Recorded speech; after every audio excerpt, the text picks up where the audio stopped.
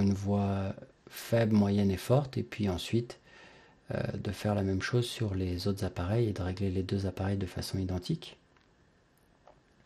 Ça peut être aussi très utile lorsqu'on veut faire un renouvellement d'appareil auditif et qu'on va du coup mesurer les gains des anciens appareils et on va essayer de reproduire les mêmes gains sur les nouveaux appareils.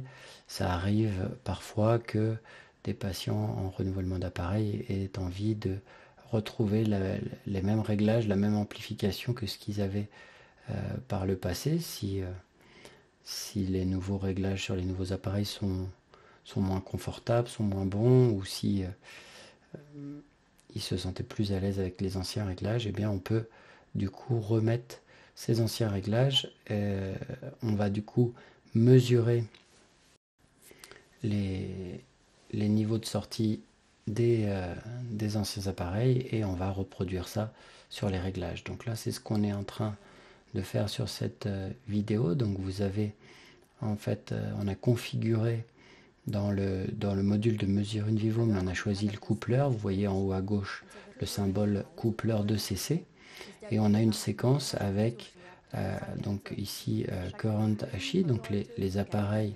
actuels, les anciens appareils qui vont être notre référence. Donc là, on est en train de mesurer les anciens appareils et ensuite on va dérouler la séquence pour mesurer le gain des nouveaux appareils.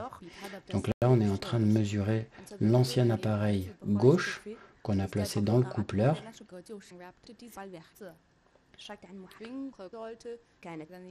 On voit du coup les courbes qui s'affichent, les courbes réponses pour un signal ISTS 50, 65 et 80 décibels.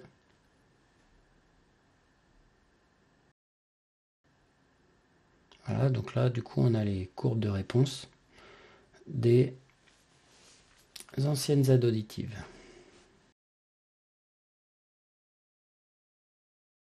Alors,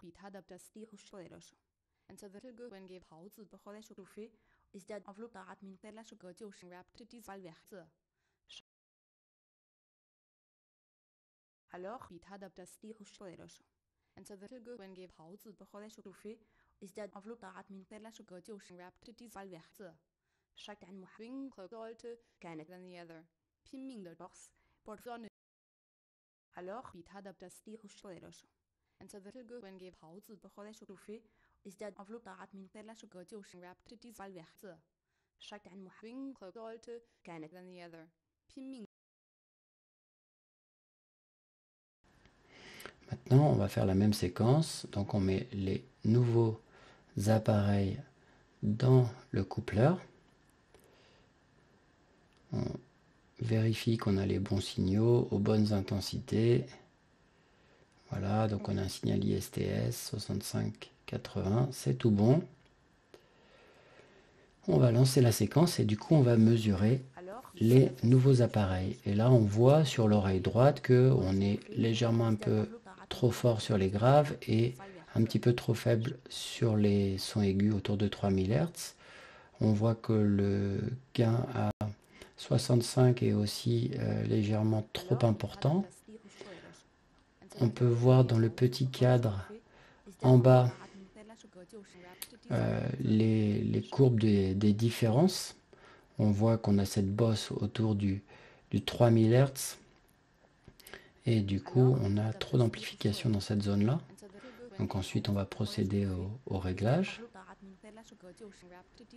Donc on va dans notre logiciel de réglage et puis on va du coup ajuster. Donc on voit en bas ce sont des appareils Signia et là on va baisser le gain à 3000 Hz pour essayer d'enlever ce pic de gain qui est trop important.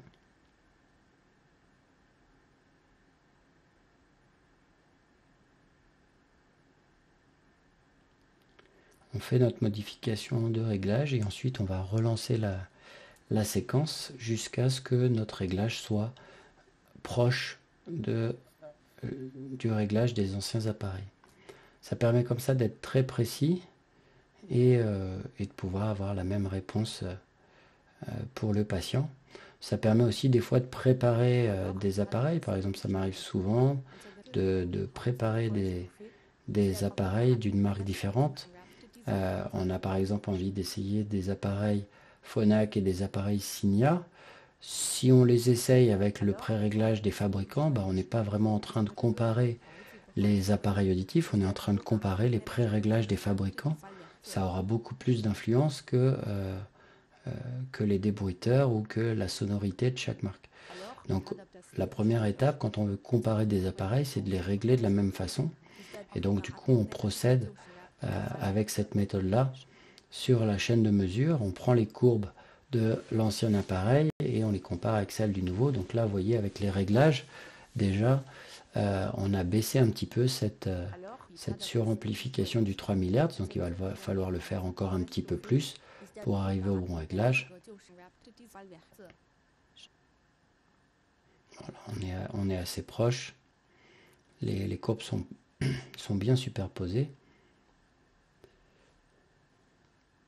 Alors, alors, انت ذلك وين جيب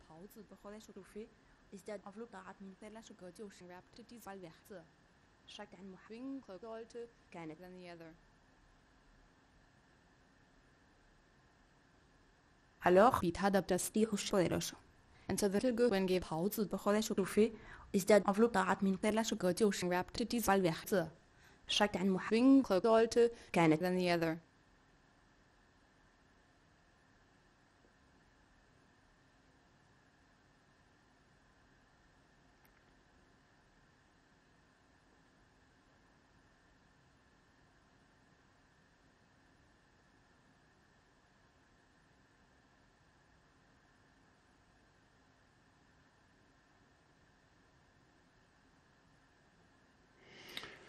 Donc on a des courbes qui sont plutôt bien superposées. On voit sur le logiciel Signac qu'on est allé dans la partie pour gérer les gains 50, gains 65, gains 80 pour gérer la compression. Donc si on a des changements à faire sur le gain 80, on va le faire dans cette fenêtre-là.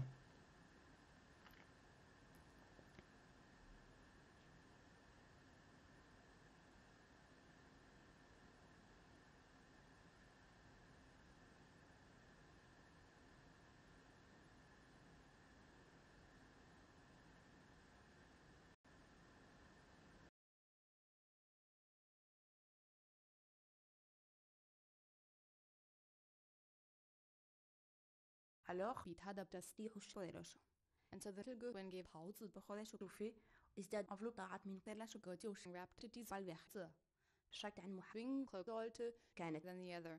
拼命的 box 不断的 على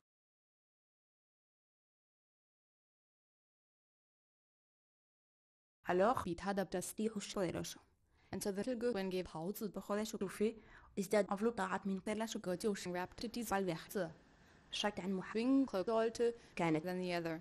拼命的 box 不断的 على Alors, بيتهدى بتسليح الشويرش انت ذلك وين جيب حوض بخلاص شوفي ازداد أفلوك طاعت من قلة شكوتي وشنرابت تيزال وحزة شكت عن محوين قلت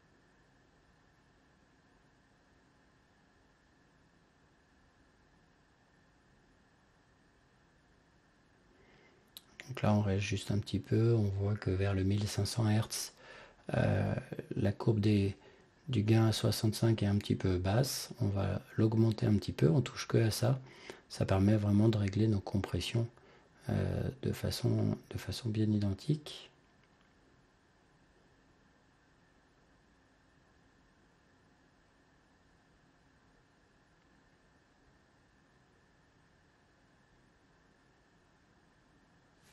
Alors, بيتهدى بتسليح الشويرش انت ذلك وين جيب حوض بخلاص شوفي ازداد أفلوك طاعت من قلة Voilà, on voit, c'est une méthode qui est très utile pour pouvoir régler deux appareils de la même façon et pouvoir comparer les réglages qu'on a dans différents appareils.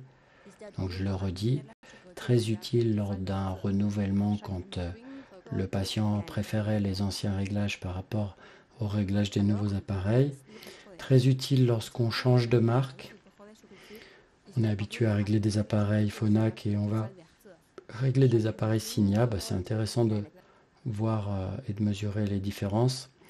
Très utile lorsqu'on veut comparer des appareils haut de gamme, savoir lequel va apporter la meilleure compréhension dans le bruit.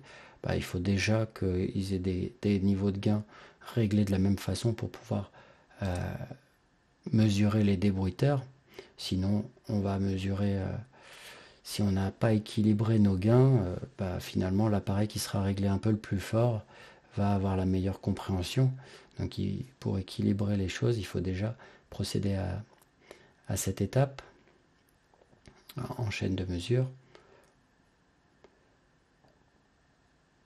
Et puis bien utile aussi, voilà, quand on veut comparer des appareils entrée de gamme, haut de gamme, ou tout ce genre de choses. Donc